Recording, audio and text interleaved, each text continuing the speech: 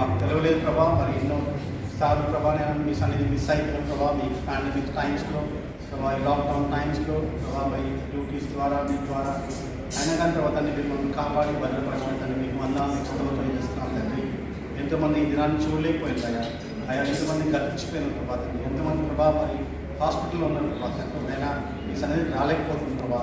అయినా కానీ ప్రభా తండ్రి మీరు కృప చూపించి మాకు ఇచ్చిన ఈ గొప్ప భాగ్యం కొరకు మీకు వందనాలు చేస్తున్నాం తండ్రి. మరి మేము తండ్రి మీరు ఇస్తున్న ఈ భాగ్యాన్ని ప్రభా ఇస్తున్న తండ్రి ఈ మంచి సమయాన్ని ప్రభా మేము ప్రభా కోల్పోకుండా తండ్రి ప్రభా మీ సన్నిధిలో కనబడలాగిన మాకు ఇచ్చిన తండ్రి ఈ కృప కొరకు మీకు వందనాలు ఇస్తాం తండ్రి. సాయంత్రం సమయం ప్రభా మరి మీ మాటతోటి మనం బలపరచండి, సన్నిధితో ప్రభావ మనం తృప్తిపరచండి అయినా మీ సన్నిధి కాంతితోటి మనం నింపడం ప్రార్థన చేస్తున్నాం అయ్యా. మీ ఆత్మ నింపండి ప్రభా. మేము తండ్రి మిమ్మల్ని వెంబడించే విడుదలుగా తండ్రి మనుషులను వెంబడించే విడుదల కాకుండా తండ్రి మరి అయినా మరి వేరే వాటిని వెంబడించుకున్న తండ్రి ప్రభా మిమ్మల్ని వెంబడించే యేసుక్రీస్తుని వెంబడించే ప్రభా తండ్రి ఆయన బిడ్డలుగా ప్రభావ మనం తీర్చమని ప్రార్థన చేస్తున్నాం, మీ శిష్యులుగా చేసుకోమని ప్రార్థన చేస్తున్నాం స్తోత్రం తండ్రి ప్రభా. అయినా మీకు వాళ్ళ పిల్లలు రాలేకపోయినా తండ్రి మన పిల్లలందరినీ మీరు కాపాడండి. మరి ఇంట్లో ఉన్నట్లయినా వాళ్ళందరినీ ప్రభావ మీరు భద్రంగా ఉంచుకుని ప్రార్థన చేస్తున్నాం ప్రభావ. ఇక్కడనే కాకుండా తండ్రి ఇండియాలో ఉన్న మన కుటుంబం అందరూ కూడా ప్రార్థన చేస్తున్నాం తండ్రి. వారికి ఇస్తున్న తండ్రి ఎక్కువ ప్రభావ ప్రభావం కూడా మీకు అన్నాను తండ్రి బిడ్డలందరినీ దీవించి కాపాడమని ఆయన మీకే స్తుతి మేము చెల్లిస్తుంది. యేసుక్రీస్తు పెట్టుబడుతున్నాం తండ్రి, ఆమేన్.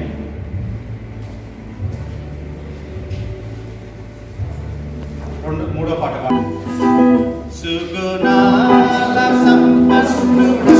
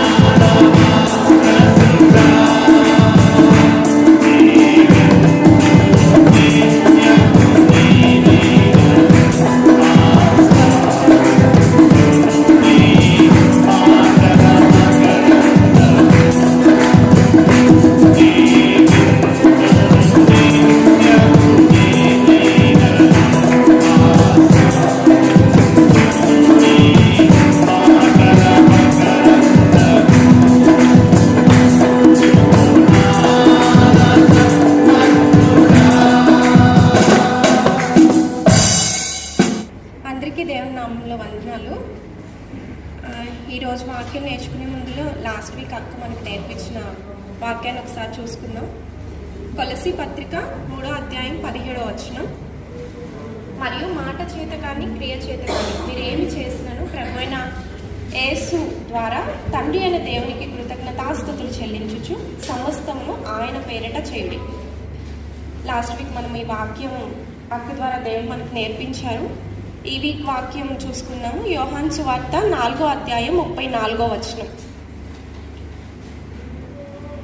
యేసు వారిని చూచి నన్ను పంపిన వాని చిత్తము నెరవేర్చుటయు ఆయన పని తుదముట్టించుటయు నాకు ఆహారమై ఉన్నది.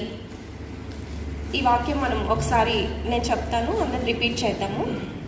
యేసు వారిని చూచి నన్ను పంపిన వాని చిత్తము నెరవేర్చుటయు ఆయన పని తుదముట్టించుటయు నాకు ఆహారమై ఉన్నది. మనం ఈ దినాల్లో యేసుక్రీస్తు ప్రభు సిలువలో పలికిన 7 మాటల్ని ధ్యానించుకుంటా ఉన్నాము. లాస్ట్ వీక్ సిస్టర్ క్యాతి మనకి 6వ మాటని షేర్ చేసుకున్నారు. అది 6వ మాట మనం ధ్యానించుకుంది సమాప్తమై ఉన్నది అని 6వ మాట ధ్యానించుకున్నాం కదా. అది దేవుడు మనకు అర్థం చేశారు ఆ వాక్యాన్ని. అయితే 6వ మాట యేసయ్య సిలువలో పలకడానికి ముందల, ఆయన సిలువకు ముందల జీవితంలో ఇలాంటి మాటలు ఆయన పలుకుతూ ఆ మాటల్ని ఆయన జీవితంలో చేశారు కాబట్టి 6వ మాట పలకగలిగారు అని అనిపించింది అనమాట. ఈ మాటలో నన్ను పంపిన వాని చిత్తం నెరవేర్చుటయు ఆయన పని తుదముట్టించుటయు నాకు ఆహారం అయి ఉన్నది. ఈ మాట ఆయన పలుకుతూ ఆయన జీవితంలో దీని మీద ఫోకస్ కలిగి ఉన్నారు కాబట్టి చివరికి ఆయన సిలువలో 6వ మాటగా సమాప్తమై ఉన్నది అని ఒక మాటను ఆయన పలకగలిగారు. మామూలుగా చూసుకుంటే ఎవ్రీ కంట్రీ మనకి ఇండిపెండెన్స్ డే జరుపుకుంటూ ఉంటుంది. అంటే ఎవ్రీ కంట్రీ విడుదల పొందుకున్న దినాన్ని ఒక ఇండిపెండెన్స్ డేగా జరుపుకుంటూ ఉంటుంది. మన వాక్యంలో చూసుకుంటే లోక పాపాన్ని మోసుకొని పోవు దేవుని గొర్రె పిల్ల అని ఉంటుంది. అంటే లోకమంతటిని పాపం నుంచి విడుదల పరిచారు యేసయ్య.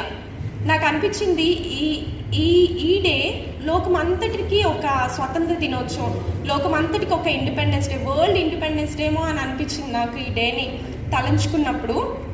అలానే ఆయన యేసుక్రీస్తు ప్రభు దేవుని చిత్తాన్ని నెరవేర్చడానికి అది చాలా ప్రార్థనలోనే కనిపెట్టుకున్నట్టు మనం అన్ని వాక్యాల్లో చూసుకుంటూ ఉంటాం.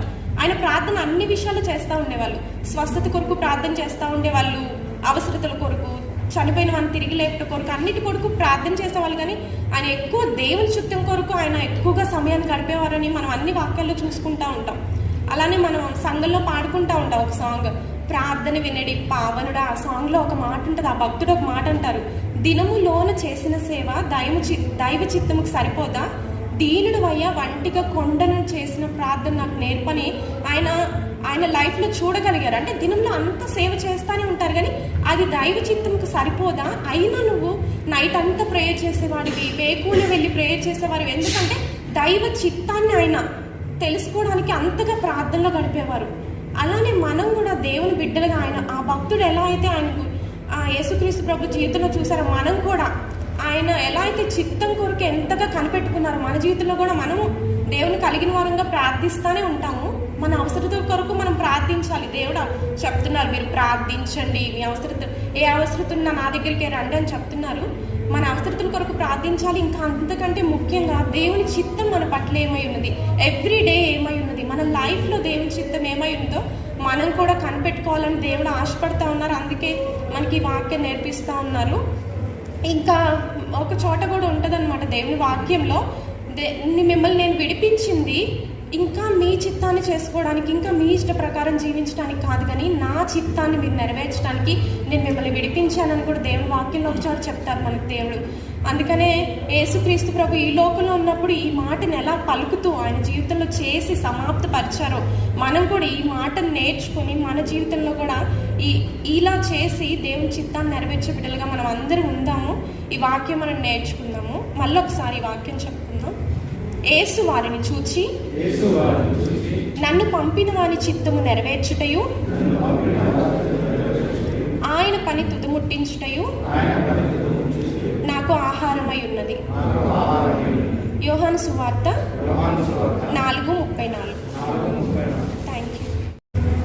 చివరి మాట 7వ మాట ఈ సాయంత్రం సమయం బ్రదర్ వెస్లీ ముందుకు వచ్చి చివరి మాట మనం పంచుకుంటారు. మనం అందరం వెయిట్ చేద్దాం.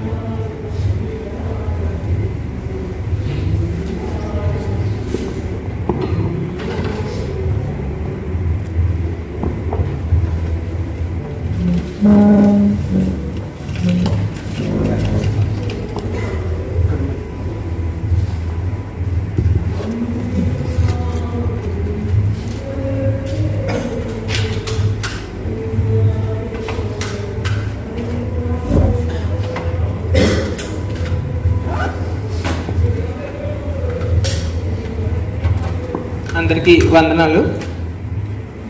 సిలువలో పలికిన 7 మాటలు మనం ధ్యానించుకుంటున్నాం కదా లాస్ట్ అంతా. సో ఈరోజు 7వ వాక్యంగా లూకా సువార్త 23వ అధ్యాయం 46వ వచనం. అప్పుడు యేసు గొప్ప శబ్దంతో కేక వేసి, తండ్రి, నీ చేతికి నా ఆత్మను అప్పగించుకొంచున్నాను. ఆయన ఇలాగ చెప్పి ప్రాణం విడిచాడు. ప్రార్థన చేస్తున్నాం. పరిశుద్ధమైన మా తండ్రి, నీకు వందనాలు, స్తుతులు, స్తోత్రాలు చెల్లించుకుంటున్నాం. మరి ఈ గుడ్ ఫ్రైడే దినాన్ని దేవా మేమందరం కూడుకోవడానికి ఇచ్చిన అవకాశం బట్టి మీకు వందనాలు. ప్రత్యేకంగా నేను 7వ మాట నేను మరి ధ్యానిస్తుండగా సాయం దయచేయండి. సులువు చాటు నన్ను మరుగు చేయండి. నాలో మీరుండి దేవా మాటలను దయచేసి అందరికీ అర్థమయ్యేలాగా దేవా నాతో మీరు మాట్లాడమని, ప్రతి ఒక్కరితో దేవా మీరు మాట్లాడమని, ఈ దినం దేవా మా బ్లెస్డ్గా చేయమని యేసు నామములో ప్రార్థన వేడుకొంచున్నాం తండ్రి. ఆమేన్. ఆదికాండంలో చూసుకుంటే మొదటి అధ్యాయంలో దేవుడు ఈ సృష్టిని 6 రోజుల్లో కంప్లీట్ చేసి 7వ రోజు ఆయన రెస్ట్ తీసుకున్నట్టు మనం చూస్తాం. ఇంకా ఆ 7 అన్నది యూదులకి అది ఇట్స్ కంప్లీట్ నంబర్, లేకపోతే పర్ఫెక్ట్ నంబర్ అని అంటారు. అలాగే మన రెవల్యూషన్లో చూసుకున్న 7 సంఘాల గురించి యోహాన్ భక్తుడు రాస్తూ ఉంటారు. అది 7 సంఘాలు అంటే ఈ లోకంలో ఉన్న ప్రతి ఒక్క సంఘం ఆ 7 సంఘాల్లో ఏదో కేటగిరీలో ఉంటుందని అర్థం. సో 7 అనేది ఇట్స్ ఎ కంప్లీట్ నంబర్. అయితే ఈరోజు 7 మాటలు మనం ధ్యానించుకున్నప్పుడు 7వ మాట దేవుడు ఇలా పలుకుతున్నాడు కదా. సో ఆ కంప్లీట్ అవుతున్నప్పుడు ఆయన పలికిన మాట ఇది. సో దాని నుంచి దేవుడు నాతో ఒక 3-4 విషయాలు దేవుడు నాతో మాట్లాడారు. మొదటిగా చూసుకుంటే యేసుక్రీస్తు ప్రభువారు ఈ లోకంలో చాలా పరిచయం చేశారు, ఎన్నో అద్భుత కార్యాలు చేశారు, ఆయన బోధించారు, ప్రీచ్ చేశారు. కానీ అంతకన్నా ఇంపార్టెంట్గా ఆయన చేసింది ఏంటంటే ప్రార్థన. ఆయన ఏ పని స్టార్ట్ చేయకముందు ఆయన ముందు ప్రార్థన చేశారు. ఆయన పరిచయం స్టార్ట్ చేయకముందు కూడా 40 రోజులు ఆయన ఉపవాసం ఉండి ప్రార్థన చేశారు.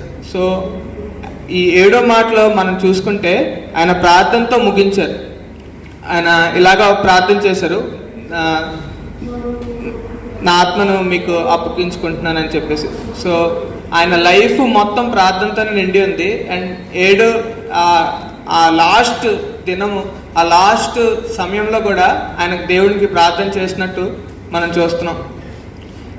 ఇంకా మనం చూసుకుంటే మన లైఫ్లో మనం ఏ కేటగిరీలో ఉన్నాం అంటే ప్రార్థన విషయంలో మనం ఏ విధంగా మనం ఉన్నాం. ఇలాగే దేవుడి విషయంలో మనం ప్రార్థన చేస్తున్నాం ప్రతిరోజు. ఇంకా ఆయన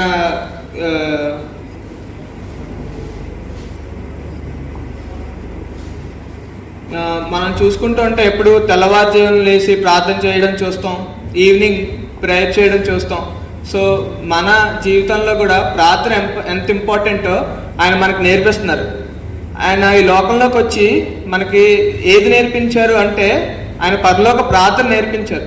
పరిచర్య ఎలా చేయాలి లేకపోతే ఎలా బోధించాలి అని నేర్పించలేదు, కానీ పరలోక ప్రార్థన ఎలా చేయాలో ఆయన నేర్పించారు. సో దాన్ని బట్టి మనం చూసుకోవచ్చు ఆయన ప్రార్థనకి ఎంత వాల్యూ ఇచ్చారో.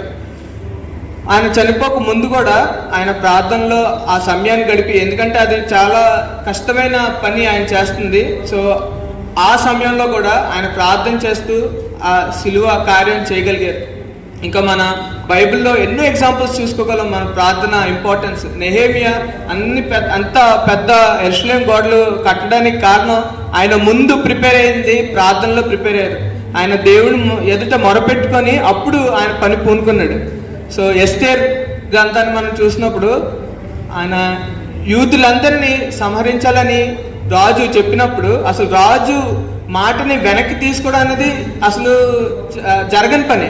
బట్ స్టిల్ అక్కడ ఎస్తేరు ఇంకా అక్కడ యూదులందరూ కలిసి ప్రార్థన చేసినప్పుడు ఆ రాజు ఆ మాటను వెనక్కి తీసుకొని ఎవరైతే ఆ పనికి పూనుకున్నారో ఆయన్ని చంపడం మనం చూస్తుంటాం. సో ప్రార్థన అనేది ఎంత ఇంపార్టెంటో మనం చూడగలుగుతున్నాం.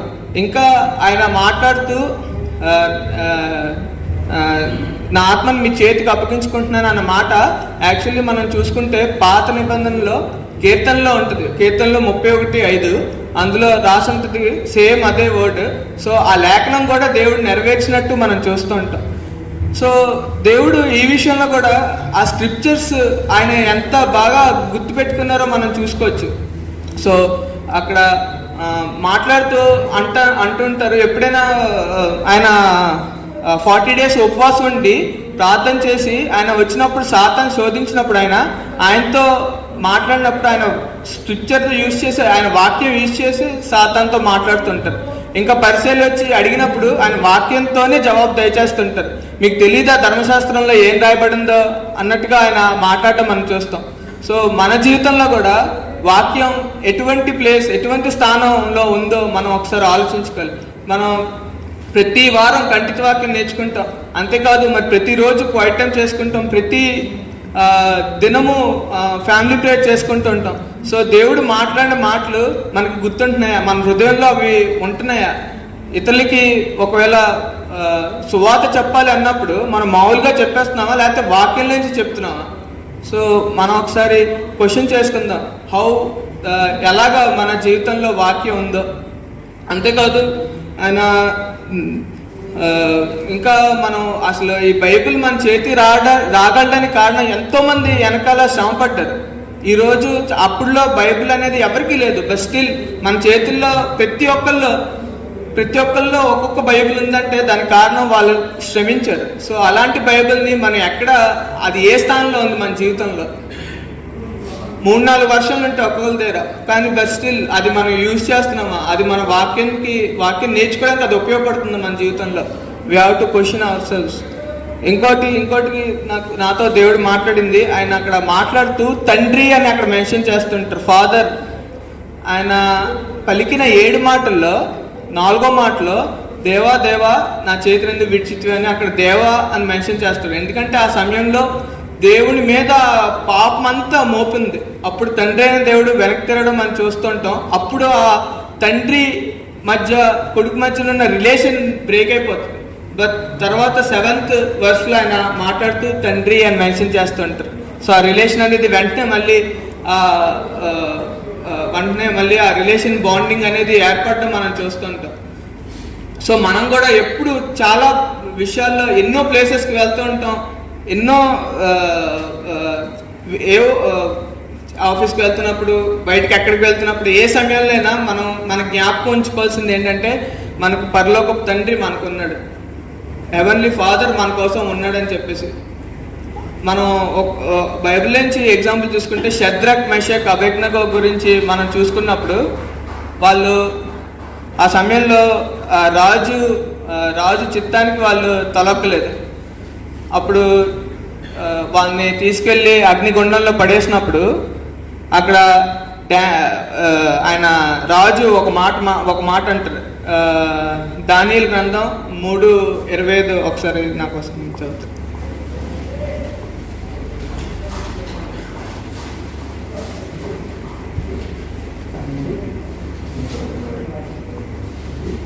Daniel 3:25. అందుకు రాజు, నేను 4 మనుషులు బంధకం లేక అగ్నిలో సంచరించుట చూస్తున్నాను, వారికి హాని ఏమీ కలగలేదు. 4వ వాని రూపము దేవతల రూపం పోలినదని ప్రత్యుత్తరించింది. అక్కడ వేసింది, అగ్నిలో వేసింది షద్రక్, మెషక్, అబేద్నెగోల్ని. కానీ అక్కడ మనం 4వ మనిషి ఆయన రాజుగారికి కనబడడం మనం చూస్తాం. సో ఆయన అక్కడ మనం చూసుకుంటే తండ్రి అయిన దేవుడు ఆయనకి తోడుగా ఉన్నట్టు, దేవుడు వాళ్ళకి తోడుగా ఉన్నట్టు మనం చూసుకుంటూ ఉంటాం. అలాగే మన జీవితంలో ఎన్నో కష్టాలు వస్తాయి ఇలాంటివి. జీసస్ ఆ సమయంలో ఆ సిలువ మీద రక్తం కారుస్తూ ఆయన మాట్లాడుతున్న మాట తండ్రి. ఆ సమయంలో కూడా అంత గొప్ప పెయిన్లో ఆయనకు గుర్తొచ్చింది తండ్రి. సో మన జీవితంలో మనకు కష్టాలు వచ్చినప్పుడు మనకి ఎవరు గుర్తొస్తారు? మన జీవితంలో ఎన్నో కష్టాలు ఉంటాయి, జాబ్లో, ఫ్యామిలీ రిలేషన్స్లో, పిల్లల విషయంలో, ఇంకా చాలా కష్టాలు ఉంటాయి. సో మనకి ముందుగా గుర్తొచ్చేది ఎవరు అని మనం క్వశ్చన్ చేసుకుంటే ఈరోజు మనకి తండ్రి, మనకి దేవుడు గుర్తొస్తున్నాడా? మనం కష్టం రాగానే అటు ఇటు వెతుకుతుంటే ఎవరు నాకు సాయం చేయగలరని, బట్ తండ్రి చెప్తున్నారు, నేను మీకున్నాను, తోడుగా ఉన్నానని చెప్పేసి మాట్లాడతాడు. 1 పేతురు 5:7 ఆయన అంటారు, ఆయన మిమ్మల్ని గూర్చి చింతిస్తున్నాడు కనుక మీ చింత యావత్తు ఆయన మీద వేయడు. సో ఆయన చింత, మన గురించి ఆయన చింతిస్తున్నాడు. మనము ఆ చింతను ఆయనకి ఇస్తున్నామా, లేకపోతే మన ఫ్రెండ్స్కి, లేకపోతే ఇంకా మనకి దగ్గరలో ఉన్న రిసోర్సెస్ని వాడుకుంటూ మన కష్టాన్ని తీర్చుకుంటున్నామా? లేదు. మన కష్టం వచ్చినప్పుడు మన తండ్రి దగ్గరికి వెళ్ళినప్పుడు ఆయన మన చింతల్ని తీర్చే దేవుడు. ఇంకా కీర్తనలో కూడా 46:1-3 ఒకసారి చదువుతారు. కీర్తనలు 46:1-3. దేవుడు మనకు ఆశ్రయమును దుఃఖమునై ఉన్నారు. ఆపత్కాలంలో ఆయన నమ్ముకున్న దగ్గర సహాయించాడు. కావున భూమి మార్పు నందినను, నడి సముద్రములలో పర్వతం మునిగినను, వాటి జలములు పోషించు నొరుగుకొట్టినను, ఆ పొందునకు పర్వతములు కదిలినను మనం భయపడము. సో భయపడాల్సిన పనేం లేదు. దేవుడు మనకు తోడే ఉన్నాడు అనేది మనం జ్ఞాపకం ఉంచుకున్నప్పుడు, ఎలా అయితే జీసస్ ఆ సమయంలో తండ్రి ఆయన పిలుస్తున్నాడు, సో మనం అదే విధంగా మనకు కష్టాలు వచ్చిన సమయంలో, సో నడి సముద్రంలో కదిలిన వి డోంట్ ఫియర్, మనకి తండ్రి అయిన దేవుడు మనకు తోడే ఉన్నాడు. ఇంకా యేసయ్య మాట్లాడుతూ ఆయన ఆత్మని ఆయన చేతికి అప్పగించుకున్నారు కదా. సో యాక్చువల్లీ జీసస్ వచ్చిన పర్పస్ ఏంటో మనందరికీ తెలుసు. ఆయన ఎక్కడికి సంబంధించినడు కాదు, ఆయన పరలోకానికి సంబంధించినడు. ఆయన మనిషి రూపంలో ఈ లోకానికి వచ్చి దేవుని కార్యాన్ని పూనుకున్నాడు. సో ఆయన చిన్నప్పటి నుంచి ఆ పని మీద ఆయనకి ఒక ఫోకస్ ఉంది. ఎలా అయితే లాస్ట్ టైం కేతక్క మెన్షన్ చేసిందో ఆ ఫోకస్తో ఆయన ఇక్కడికి వచ్చాడు. సో ఆయన చిన్నప్పుడు కూడా ఆయనకి ఆ తండ్రి అప్పగించిన పని ఏంటో ఆయనకు గుర్తుంది. లూకా సువార్త 2:49 నేను చదువుతున్నాను. ఆయన, మీరెలా నన్ను వెతుకుచుంటిరి, నేను నా తండ్రి పనుల మీద నుండవందని మీరు ఎదుగురా అని వారితో చెప్పాను. సో అది చూసుకుంటే చాలా ఆశ్చర్యం. అంటే అంత చిన్నప్పుడు కూడా ఆయన ఏ పని మీద వచ్చాడో ఆయన అస్సలు ఫోకస్ తప్పిపోలేదు. ఆయన తండ్రి చిత్తాన్ని నెరవేర్చడానికి ఆయన వచ్చారు. ఇంకా మనం చూసుకుంటే మాథ్యూ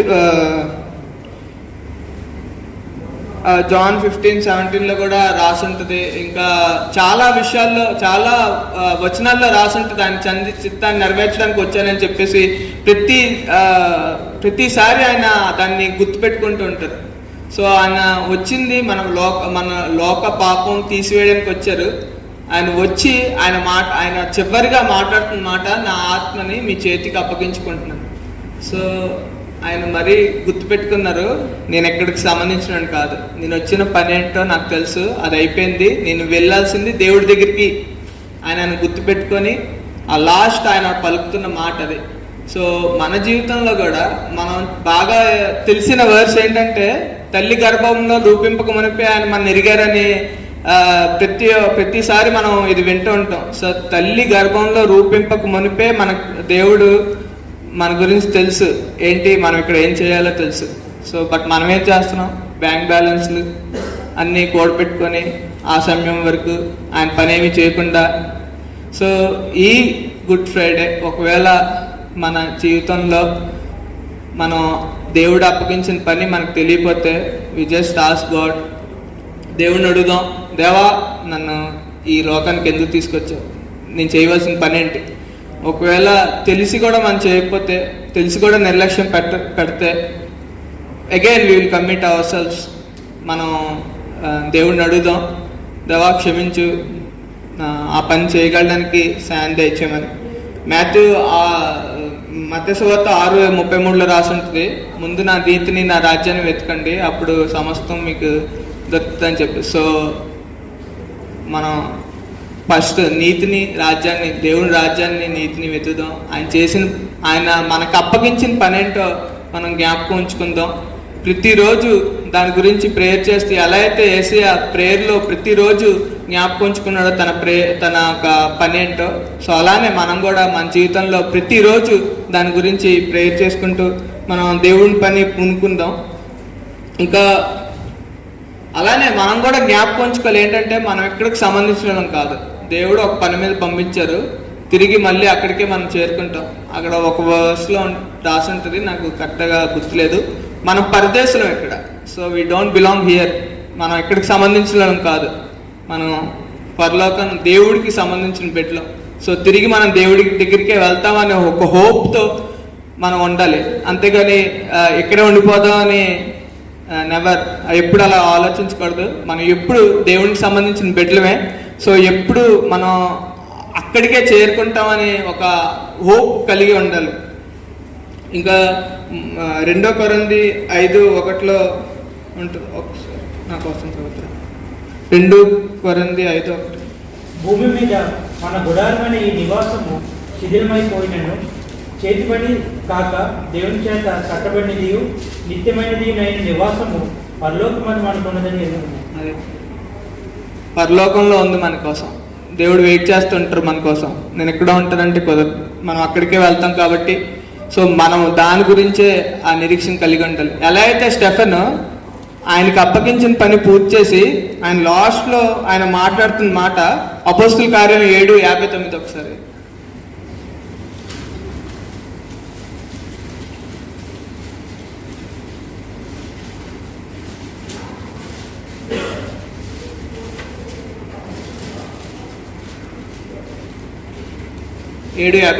అపోస్తులు ప్రభువుని గురించి మొదలుపెట్టచ్చు. యేసు ప్రభువా నా ఆత్మను చేర్చుకోమని స్టెఫెను పలుకుతుండగా వారు అతనిని రాళ్ళతో కొట్టేది. సో నా ఆత్మను చేర్చుకోండి. సో స్టెఫెన్ తన పరిచయం అంతా ముగించుకొని, లేకపోతే ఆయనకు అప్పగించిన పని ఆయన చేస్తూ ఆయన చనిపోక ముందు మాట్లాడుతున్న మాట, సో యేసుక్రీస్తు ప్రభు వారు, యేసుక్రీస్తు ప్రభువా నా ఆత్మను చేర్చుకోండి. ఇంకా ఆయన మనం ఒకసారి 1 పేతురు 4:19 ఒకసారి.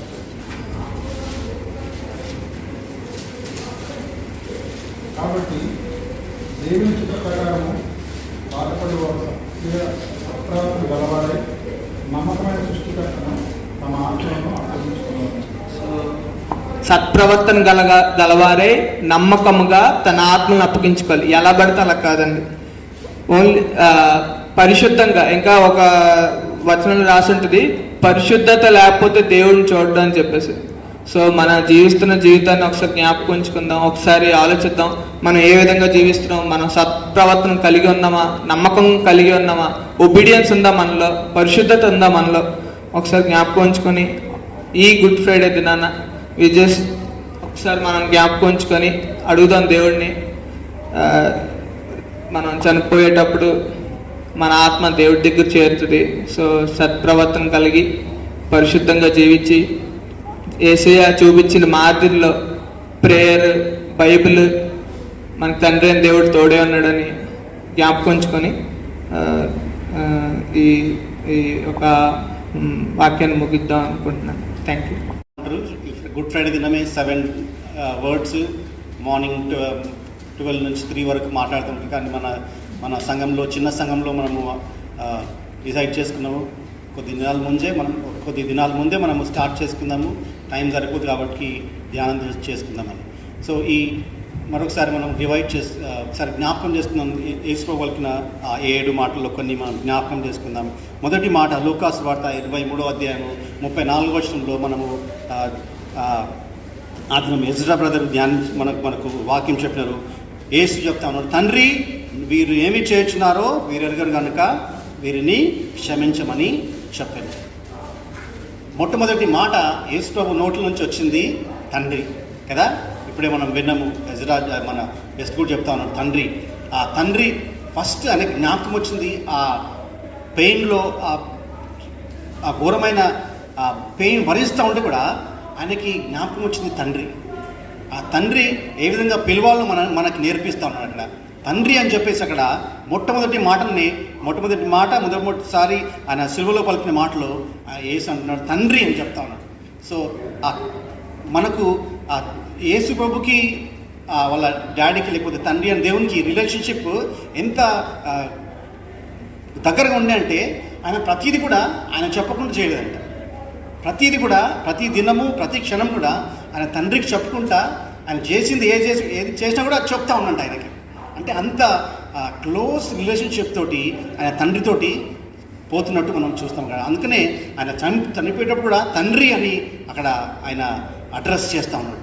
సో ఆ పాత నిబంధన గ్రంథంలో తండ్రి లేదు, మనం దేవుడు అంటుండే అక్కడ భయపడుతూ ఉంటే దేవుడు వస్తే మాకు దేవుడు వద్దు, మాకు మోషే నువ్వు మాట్లాడితే చాలని చెప్పిన డేస్ ఉన్నాయి. అప్పుడు ఆ పాత గ్రంథం చూస్తే దేవుడు నువ్వు మాట్లాడేది, ఎందుకంటే దేవుడు మాట్లాడుతుంటే అక్కడ అగ్ని ఇంకా బలమైన శబ్దం ఉంటే వాళ్ళు భయపడ్డారు అక్కడ.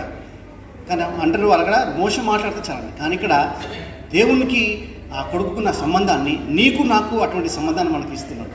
తండ్రి అని పిలుచుకోనికి ఆ యాక్సెస్ మనకు ఏర్పరుస్తున్నాడు. ఇప్పుడు మనం దేవుని తండ్రి అని పిలవచ్చు. అటువంటి క్లోజ్ రిలేషన్షిప్ నీకు నాకు దయచేసి ఎంత దగ్గరగా సంబంధం మనకు దేవుడు తీసుకొస్తున్నాడు అక్కడ యేసు ప్రభు ద్వారానే మనం చూడగలుగుతాము. సో యేసు ప్రభు జీవితంలో చూస్తే అన్నీ కూడా వాళ్ళ నాన్న ఆ తండ్రి చెప్పిన మాట జరిగినట్టు మనం చూస్తూ ఉంటాం. ఈ లోకంలో మనం మామూలుగా చిన్నపిల్లలే చేస్తూ ఉంటారు పనులు కదా, తండ్రి మాటలు. వాళ్ళు ఒక 2-3 years 3-4 years వరకు ప్రతిదీ అడుగుతూ ఉంటారు. నాన్న ఇది చేయాలన్నా, నాన్న తినాలన్నా, నాన్న అని అడుగుతారు. మంచిగా టాయిలెట్ పోవాలన్నా నాన్న అన్నీ అడుగుతారు. కొంచెం 6-7 years కానీ నాన్న లేదేం లేదు, అన్నీ చేస్తూ ఉంటాడు, వాడే చేస్తూ ఉంటాడు. ఇష్టం ఉంటే ఇంకా కొంచెం పెద్దగా అయితే చెప్పరు, అన్నీ వాళ్ళు చేస్తూ ఉంటారు. కానీ జీసస్ అట్లా చేయలేదు. 33 సంవత్సరాలు ఆ యంగ్ లైఫ్లో కూడా ఆయన ప్రతిదీ కూడా నాన్న అని అంటాడు. అంటే ఆ రిలేషన్షిప్ కొన్నిసార్లు మన నాన్నలు మంచిగా ఉండకపోతుండొచ్చు, వాస్తవం. కొన్నిసార్లు మన నాన్నలు బాధ.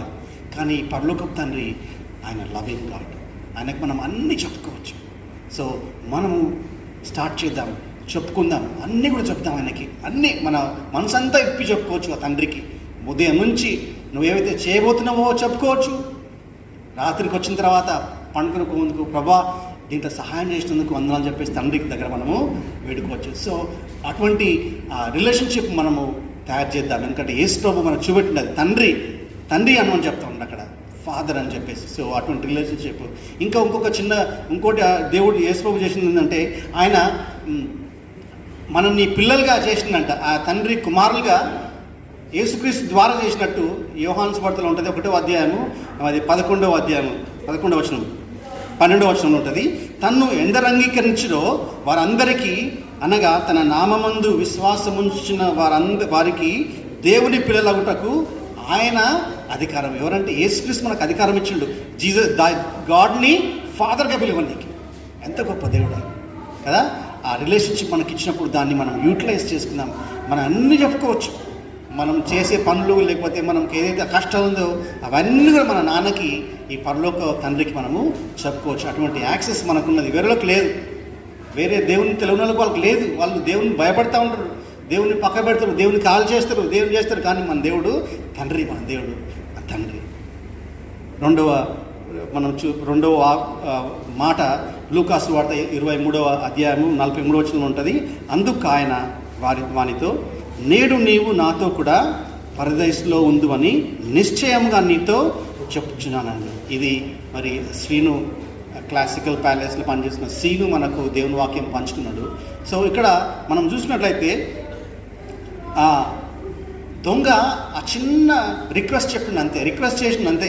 వాడు చనిపోవాలా, ఆ సిలువలో ప్రక్కకున్న ఆ దొంగ వాడు కూడా చనిపోవాలి. కానీ వానికి లోపల ఏమనిపించిందో రియలైజ్ అయిపోయి ఆయన ఏమనంటే, నన్ను జ్ఞాపకం చేసుకో ప్రభు అనగానే జీసస్ చూద్దాం మరి నీ పని మనం ఇంతవరకు అంత చేసినావు, లేకపోతే తర్వాత చెప్తా అని డౌట్ పెట్టలేదు. సో మన దగ్గర యేసు ప్రభు దగ్గర ఉన్న బెస్ట్ క్వాలిటీ ఏంటంటే మనల్ని డౌట్లో పెట్టాడు, డార్క్లో పెట్టాడు, కన్ఫ్యూజన్లో పెట్టాడు. లేకపోతే నేను తర్వాత చెప్తా అన్నాడు. అప్పుడే ఆ క్షణమే మనకి కొంచెం టైం చేస్తే ఆయన చనిపోతాడు. చెప్తా ఉన్నాడు, నేడు నీవు నాతో కూడా పరదేశంలో ఉండువు, నేడే అని చెప్తాను. సో యేసు ప్రభువులో నేను గమనించిందంటే డౌట్ మనకు ఇయ్యడాయన, మనల్ని అటు ఇటు పెట్టాడు కదా. మన ఛాన్సాలు మన బాస్ ఏం పెడతారంటే డౌట్లో పెడతారు, లీవ్ ఇయర్, లాస్ట్ వరకు లీవ్ ఇయర్, డౌట్నే ఉంటుంది కదా. కొంచెం తల్లిదండ్రులు అట్లా చేస్తూ ఉంటారు, డౌట్లో పెడతా ఉంటారు, ఇయర్. కానీ జీసస్ మాత్రము డౌట్లో పెట్టాడు ఆయన, నేడు నీవు నాతో కూడా పరదేశంలో ఉన్నాను. సో అటువంటి కాన్ఫిడెన్స్ మనకు ఇస్తాడు దేవుడు. అది యేసులోనే మనకు దొరుకుతుంది. ఇక్కడ చెప్తా ఉన్న దొంగకి నువ్వు ఆదినమే ఉన్నట్టు మనము చూస్తూ ఉన్నాం. ఇంకా మనం చూస్తే ఇక్కడ మనం అక్కడ గమనిస్తూ ఉంటే అదే దినము మనకు ఎప్పుడైతే యేసుక్రీస్తుని అడుగుతావో, కొన్నిసార్లు మనం రక్షణ పొందకపోతే ఆ దినమే నీకు రక్షణ ఇస్తా అంటున్నాడు. అక్కడ డిలే చేయడు. నువ్వు 10 సార్లు ఫాస్టింగ్ చేయాలా, లేకపోతే 1 మంత్ నువ్వు 45 దినాలు ఫాస్టింగ్ చేసిన తర్వాతనే నీకు రక్షణ ఇస్తా అని చెప్పేసి అన్నాడు. నువ్వు ఏ దినమైతే నువ్వు నోటితోటి ఒప్పుకున్నావో అదే దినము నీకు రక్షణ. కొన్నిసార్లు రాంగ్ టీచింగ్ విన్నరేమో, మీరు 40 దినాలు రావాలా చర్చికి, లేకపోతే 40 దినాలు ఫాస్టింగ్ చేస్తేనే కాదు. యేసు ప్రభు అంటాడు, నువ్వు నీ నోటితోటి ఒప్పుకున్న దినము ఆ క్షణమున నీకు రక్షణ ఇస్తా అంటాడు. సో ఆయన మనల్ని డౌట్ పెట్టే దేవుడు కాదు. సో యోహాను సువార్తలో చెప్తా ఉంటాడు, 5వ అధ్యాయం 24వ వచనంలో చూసుకుందాము. నా మాట విని నన్ను పంపిన వానియందు విశ్వాసం ఉంచువాడు నిత్య జీవము గలవాడు. నిత్య జీవం దొరికిపోతుంది ఆయనకి ఎప్పుడు, ఆయన మాట విని ఆయన విశ్వాసం ఉంచినప్పుడు. వారు తీర్పులోనికి రాక మరణంలో నుండి జీవంలోనికి దాటి ఉన్నాడు. అప్పుడే ఎప్పుడైతే నువ్వు రక్షణ పొందుతావో అప్పుడే నువ్వు దాటిపోయినావంట. అటువంటి అష్యూరెన్స్, అటువంటి నిశ్చయత నీకు ఇచ్చేది యేసు ప్రభువు ఒకటి. ఇంకా వేరే ఎవరు కూడా ఇవ్వలేరు, చెప్పలేరు వాళ్ళు. ఎవరు కూడా మన మన మన లైఫ్ గ్యారంటీ ఇవ్వలేరు. కానీ యేసుక్రీస్తు ఒక్కరే నీ లైఫ్కి గ్యారంటీ ఇస్తాను. నేను నిన్ను పరదేశికి తీసుకెళ్తాను, నువ్వు నిశ్చయంగా నాతోటి నీవు ఉంటావని చెప్తా ఉన్నాడు. నేను నీకు నిత్య జీవము ఇస్తా అని చెప్తున్నాడు. ఇట్లా ఎవరు చెప్పలేరు. మనకు తెలియదు రేపు ఏమవుతుందో తెలియదు. 20 years బ్యాక్ ఇటువంటి సిచ్యువేషన్ వస్తుందని ఎవ్వరు కూడా అనుకోలేదు. మనం అందరం మాస్కులు పెడతామని అనుకున్నామా? డాక్టర్స్కి పెట్టుకుంటుండే, డాక్టర్స్ కూడా అప్పుడప్పుడు పెట్టుకుంటుండే, ఫ్రీ ఉండే. ఇవి ఎవరు చూడు మాస్కులు, అర్థం చెప్పలేరు. ఇది ఎవరు బ్రైన్ కదా. కానీ జీసస్ నీకు నాకు చెప్తున్నాడు, నిత్య జీవం నీకు ఇస్తాను, నీకు రక్షణ ఇస్తాను. ఎంత గొప్ప దేవుడు. ఆ దొంగలో ఆ మాటలలో నిశ్చయత మనకు కనపడతా ఉంటుంది. సో మన యేసు ప్రభులో నిశ్చయత ఉన్నది. ఆయనని ఆశ్రయించిన వారికి నిశ్చయత దొరుకుతుంది, కాన్ఫిడెన్స్ దొరుకుతుంది మనకు. ఈ సాయంకాల సమయం ఆ కాన్ఫిడెన్స్ మనం దొరకాలంటే యేసుక్రీస్తులోనే ఉన్నదని మనము గమనించాలి. 3వ మాట యోహాను సువార్త 19వ అధ్యాయము 19, 26, 27లో అంటా ఉన్నాడు. అక్కడ అమ్మ ఇదిగో నీ కుమారుడు అని తన తల్లితో చెప్పిండు. తర్వాత శిష్యుని చూసి ఇదిగో నీ తల్లి అని చెప్తా ఉన్నాడు. అక్కడ ఇక్కడ ఈ వాక్యాన్ని బ్రదర్ హెర్మన్ మనకు కొంచెం వాక్యం చెప్తున్నారు. మనము ఇక్కడ చూస్తూ ఉంటాము, ఆ యేసు ప్రభు వారు పెయిన్లో ఉన్నాడు, చాలా బాధ ఉన్నది. అక్కడ రక్తం అంతా కారిపోతూ ఉన్నది, కొడుతూ ఉన్నారు, సిలువ మీద ఉన్నాడు. అటువంటి భయంకరమైన ఆ పరిస్థితుల్లో కూడా ఆయనకి రెస్పాన్సిబిలిటీ జ్ఞాపకం వచ్చింది. అరే నేను నా తల్లిని చూసుకోవాలని చెప్పేసి, అంటే ఆ పెయిన్లో కూడా ఆ రెస్పాన్సిబిలిటీ, నేను నా తల్లికి ఏమైతే చేయాలో అవి చేసుకోవాలని చెప్పేసి ఆయన తెలిసిపోయి ఆ ప్రాణం విడవక ముందుకే అక్కడ చెప్తా ఉన్నాడు. అమ్మ గురించి మాట్లాడుతున్నా, అమ్మ ఇదిగో నీ కుమారుడు అని తన తల్లితోటి చెప్పినమాట. ఆ శిష్యుని చూసి, యోహాను చూసి చెప్తా ఉన్నాడు అక్కడ. సో ఆ రెస్పాన్సిబిలిటీ అనేది ఆయన చివరి వరకు ఏదైతే రెస్పాన్సిబిలిటీ చేయాలో అన్నీ కూడా చేసినట్టు ఆయన ఏది కూడా ఆయన విడిచిపెట్టకుండా ఇది చేయలేదని చెప్పేసి లేదంటే యేసుక్రీస్తు జీవితంలో అటువంటి జీవితము ఆయన జీవించింది. మన ముందు మన లైఫ్లో మనం కూడా ప్రతి రెస్పాన్స్ మన పేరెంట్స్ని మనము చూసుకుంటా ఉన్నాము. అటువంటి కష్టమైన పరిస్థితుల్లో కూడా వాళ్ళ తల్లిని ఆయన సన్మానిస్తూ ఉన్నాడు. మనము కొన్నిసార్లు కొంచెం పెద్దగా అయిన తర్వాత, స్టేటస్ పెరిగిన తర్వాత, వేరే కంట్రీ వెళ్తే, కొన్నిసార్లు మంచి జాబ్ వస్తే తల్లిదండ్రులు మనము కేర్ చేయం కదా.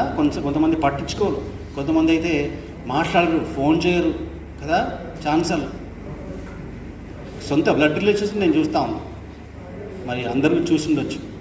కానీ యేసు ప్రభు మనకు నేర్పించిన తల్లిదండ్రులను మనము సన్మానించాలి. పేరెంట్స్ మనం ఆనర్ చేయాలి. మన తల్లిని మనము చూసుకుంటా ఉన్నాం. ఎప్పుడు కూడా మన తల్లిదండ్రులు మనమే చిన్న చూపు చూడదు. వాళ్ళని ఎప్పుడు కూడా మనము ఆనర్ చేస్తూ ఉండాలి, రెస్పెక్ట్ ఇవ్వాలి, వాళ్ళని చూసుకుంటూ ఉండాలి. ఇంకొక మంచి విషయం నేను గమనించింది ఏంటంటే ఇక్కడ చూస్తాము.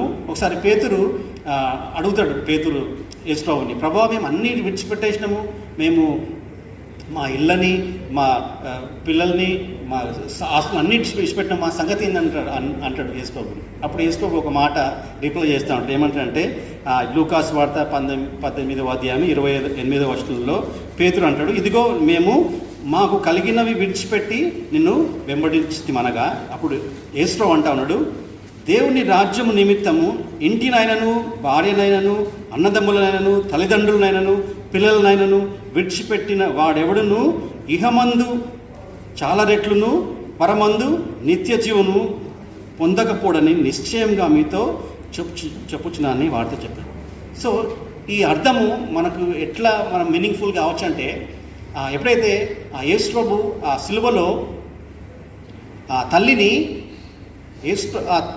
మరియ కుమారులు ఉన్నారు, అక్కడ మరియమ్మ కుమారులు, యేసు ప్రభు తనకు పుట్టిన కుమారులు ఉన్నా కానీ ఇక్కడ మనం చూస్తే ఆ సంఘము, లేకపోతే అక్కడ యేసు ప్రభు శిష్యుల్లో ఒకరికి రెస్పాన్సిబిలిటీ ఇస్తున్నాడు. అంటే అక్కడ సంఘంలో ఉన్న ప్రేమ మనకు కనబడుతూ ఉంటుంది. ఇక్కడ చూస్తే మనకు ఈ అన్నదమ్ముళ్ళు కానీ, లేకపోతే అమ్మలు, అక్కలు ఎక్కడ దొరుకుతారు? అంతమంది వరల్డ్లో దొరకరు. ఈ ఫెలోషిప్లోనే మనకు బ్రదర్స్ దొరుకుతూ ఉంటారు, ఆత్మీయ బ్రదర్స్, మదర్స్, చెల్లెలు కదా, అందరు దొరుకుతారు. కానీ భార్యల గురించి మాట్లాడద్దు. అక్కడ భార్యలు అంటారు, కానీ భార్యలు దేవుడు ఇయ్యాడు, అది మనము రాంగ్గా ఆలోచించవద్దు. భార్యలు తప్పించి అందరిని మనకి ఇస్తాడు. మనకు అమ్మలని ఇస్తూ ఉంటాడు, అక్కలని ఇస్తాడు, చెల్లెలని, తమ్ములని, అన్నలని ఇస్తాడు. అదే మనకు ఈ ఫెలోషిప్లో కనపడుతూ ఉంటుంది. దేవుని సంఘంలో మనకు అందరం కూడా అపోస్తలుడు పౌలు అంటాడు, మనకు పెద్దవాళ్ళని అక్కలుగా, అన్నలుగా మనం ట్రీట్ చేయాలి, చిన్నోళ్ళని మరి తమ్ములని లేకపోతే చెల్లెలుగా మనం ట్రీట్ చేయాలి, ఇంకా పెద్దగా ఉంటే వాళ్ళని అమ్మళ్ళగా, నాన్నలుగా ట్రీట్ చేయమని చెప్తా ఉంటాడు. సో దేవుడు ఈ సంఘాన్ని అక్కడ చూపెడతా ఉన్నాడు. ఏ విధంగా అయితే యోహానుని అమ్మను చూసుకోమంటాడు, వాళ్ళ సొంత తమ్ముళ్ళు ఉన్నా కానీ అక్కడ వాళ్ళని ట్రస్ట్ చేయకుండా ఇక్కడ సంఘాన్ని ట్రస్ట్ చేస్తాం. అంటే సంఘంలో మనకు అటువంటి రిలేషన్షిప్ ఉండాలి, ఎటువంటి బ్యాడ్ రిలేషన్షిప్ ఉండదు. ఇంకా మనమందరము దేవుని రక్తం చేత కడగబడ్డాం. మనం ఇంకా వేరే తలంపులు ఉండదు. అన్న, తమ్ముడు, చెల్లె, అమ్మ, ఇవి రిలేషన్షిప్ మనం ఉండాలి, కానీ వేరే ఆలోచనలు మనము పెట్టుకోవద్దు.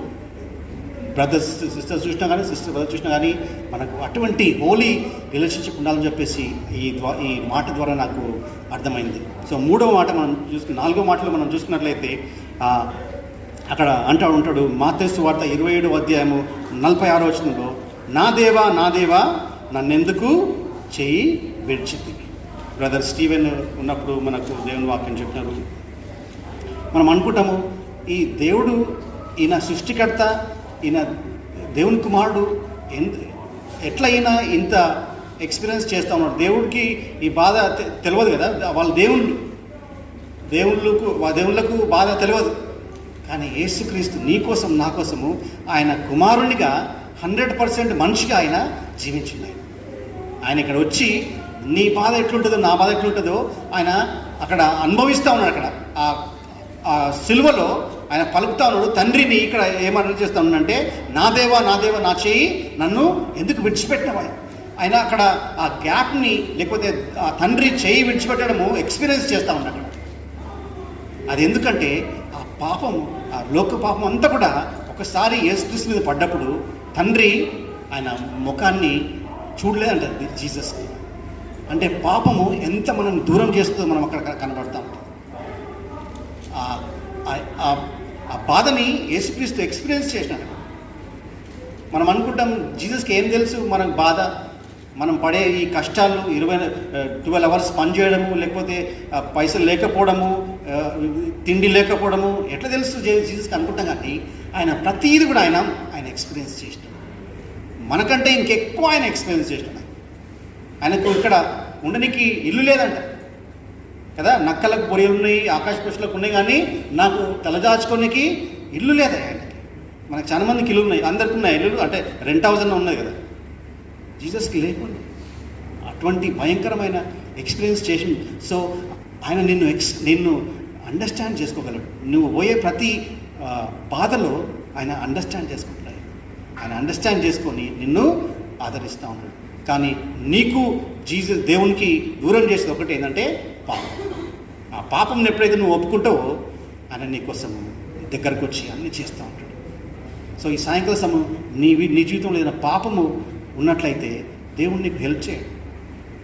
నువ్వు ఆ పాపం తీసుకొని ప్రభువా నన్ను క్షమించని అడిగినప్పుడు ఆయన నిన్ను కుమారునిగా నువ్వు ఆయన మంచి రిలేషన్షిప్లో వస్తూ ఉంటాడు. సో ఆయన ప్రతి నీ బాధని ఆయన ఎక్స్పీరియన్స్ చేసినాడంట. ఆయన హెబ్రీ పత్రికలు రాస్తూ ఉంటాడు, హెబ్రీ అంటూ ఉంటాడు 4వ అధ్యాయం 15వ వచనంలో, హెబ్రీ పత్రిక 4వ అధ్యాయం 15వ వచనంలో, మన ప్రధాన యాజకుడు మన బలహీనతల యందు మనతో సహానుభవము లేనివాడు కాడు, కానీ సమస్త విషయములలోను మన వలనే శోధింపబడినను ఆయన పాపము లేనివాడుగా ఉండను. ప్రతి శోధనలో ఆయన శోధింపబడ్డంట. మనము చాలాసార్లు ఇమీడియట్గా పడిపోతూ ఉంటాం. ఏదైనా చూడంగానే, లేకపోతే ఏదైనా ఇంటర్నెట్లో చూడగానే పాపలు పడిపోవడము, లేకపోతే ఏదైనా మంచిగా చదువుకున్న వాళ్ళు కూడా ఈజీగా పడిపోతూ ఉన్నారు. కానీ యేసు వారు ఆయన అన్నీ ఆయన కంట్రోల్ చేసుకున్నారు. సో ఎప్పుడైతే మన యేసు ఉంటాడో, మన జీవితంలో ఉంటాడో, మనము కంట్రోల్ చేసుకొని ఆయన శక్తి మనకు దయచేస్తూ ఉంటాడు. సో ఈ సాయంకాల సమయము ఎవరైతే ఇంకా రక్షణ పొందలేదో, నా జీవితంలో యేసే లేడని నువ్వు అనుకున్నట్లయితే ఈ దినమే ఆయన అంటా ఉంటాడు, నేను నీకు రక్షణ ఇస్తాను చెప్తాను. ఇదే దినము, ఇదే రక్షణ దినం అని చెప్తాను. ఆయన ఇక్కడ లోకానికి వచ్చిందే లోక పాపానికి మోసుకుపోయే గొర్రెపిల్ల అని చెప్పేసి. ఈ శుభ శుక్రవారము యాక్చువల్లీ ఇది గుడ్ కాదు, ఆ యేసు ప్రభు చనిపోయినాడు. కానీ ఇది ఎందుకు గుడ్ అంటే నీకు నాకు రక్షణ దినం. యేసు ప్రభు చనిపోకపోతే మనకు రక్షణ లేదు. సో ఈ సాయంకాల సమయము ఇంకా ఎవరైనా రక్షణ లేదు, లేకపోతే ఇంకా రక్షింపబడి కూడా ఇంకా నువ్వు పాపం వైపు వెళ్తూ ఉంటే దేవుడు అంటాడు, నేను నీ బాధ అర్థం చేసుకుంటున్నాను, నువ్వు నా వైపు తిరుగు అని చెప్తాను. మనం కళ్ళు మూసుకొని మనము మన జీవితాలను పరీక్ష చేసుకుందాం. మరి సంవత్సరం అంతా దేవుడు కాపాడినాడు, మనం ఇంకొక శుక్రవారం మనకు తీసుకొచ్చినాడు. ఆయనకు నమ్మకంగా ఉన్నామా? ఆయన మార్గంలో మనం నడుస్తూ ఉన్నామా? ఆయన క్షమించిన విధంగా మనము క్షమిస్తూ ఉన్నాము. ఆయన ఎంత యేసుక్రీస్తు మరి మనుషులు ఎంత ప్రేమించినంటే ప్రతి ఒక్కరికి ఆయన క్షమించిందంట. మనము మన జీవితంలో, నీ జీవితంలో ప్రేమ ఉందని చెప్పేసి ఎప్పుడు తెలుస్తుందంటే నువ్వు ఇతరుల్ని క్షమించినప్పుడు తెలుస్తుంది.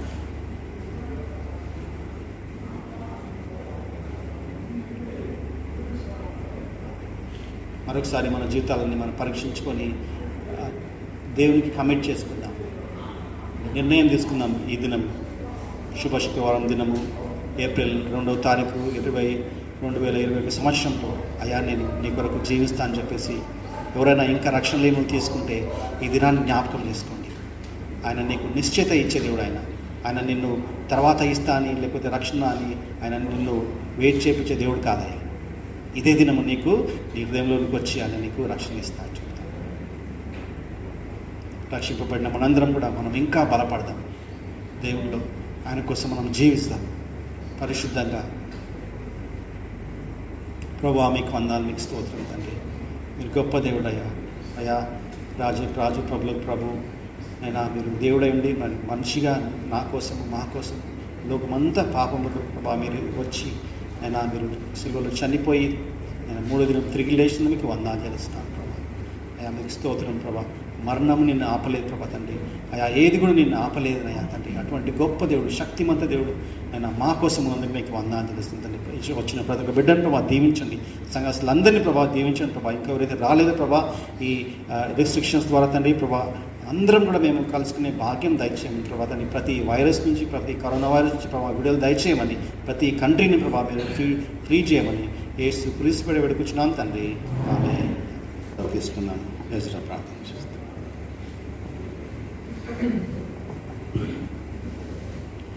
మహాపరిశుద్ధమైన యేసుక్రీస్తు దేవ, పరిశుద్ధమైన నీ నామానికి వందనాలు చెల్లిస్తున్నాం తండ్రి. ప్రభువా, యొక్క ఆరాధన కార్యక్రమం ప్రారంభం నుండి ఇప్పటి వరకు దేవా తండ్రి ప్రభువా నాయన నీ సన్నిధి మా మధ్యలో ఉంచి దేవా ఇంతవరకు మా అందరితో మీరు మాట్లాడినందుకు స్తోత్రాలు చెల్లిస్తూ ఉంటున్నాం. నమ్మకమైన దేవుడవని, నిజమైన దేవుడవని నీకు వందనాలు చెల్లిస్తూ ఉంటున్నాం తండ్రి.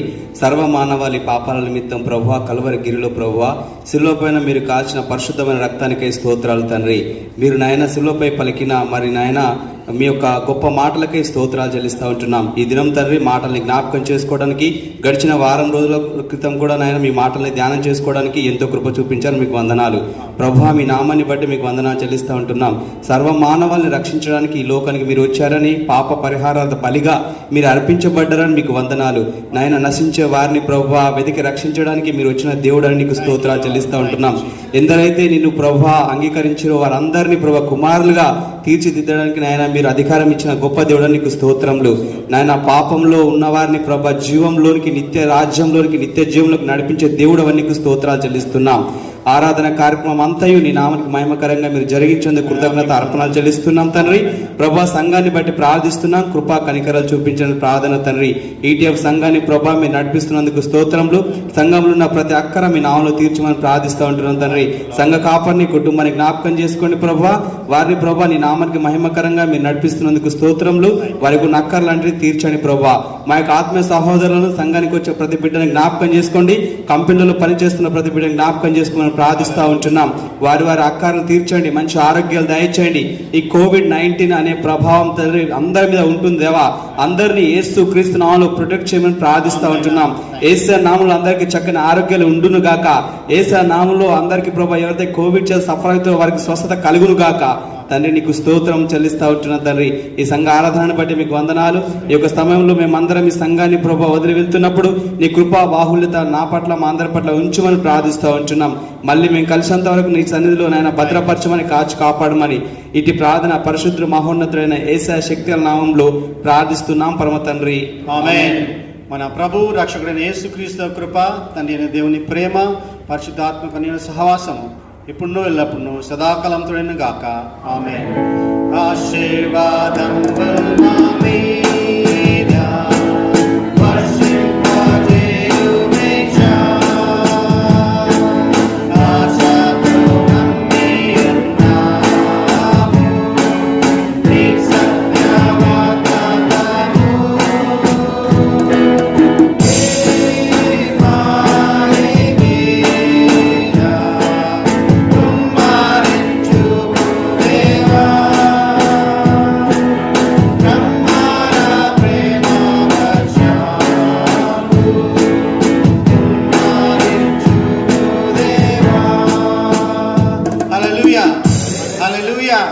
హల్లెలూయా.